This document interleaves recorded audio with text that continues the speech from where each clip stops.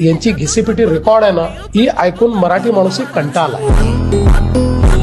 माझा सवाल आहे, काय केलं तुम्ही मराठी माणसाकरता? मोर्चे काढण्याच्या व्यतिरिक्त काय केलं? गिरणी कामगाराला घर देऊ शकला? आम्ही दिली आणि पुढे देणार आहोत. वडापावची गाड्या, हा बस वडापावच्या गाड्याच्या व्यतिरिक्त तुम्ही काही दिलं नाही. मराठी माणूस दक्षिण मुंबईतनं हद्दपार झाला. का झाला? इतके दिवस तुमचं सत्ता होती 25 वर्ष. का बीडीडीचा विकास तुम्ही करू शकला नाहीत? कारण तुम्हाला बिल्डर हवा होता.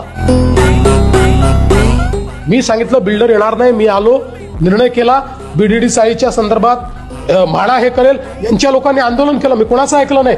किती बैठका घेतल्या? बीडीडी बद्दल ते म्हणतात जितेंद्र आव्हाड गृहनिर्माण मंत्री असताना झालं ते. कारण काय? गजनी आहेत ना,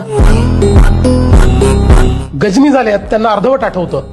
म्हणून त्यांना सांगतो मी, देवेंद्र फडणवीस मुख्यमंत्री असताना त्याचा निर्णय झाला, त्याचे आराखडे तयार झाले, त्याचं टेंडर निघालं, त्याचं वर्क ऑर्डर झाला, त्याचं काम चालू झालं.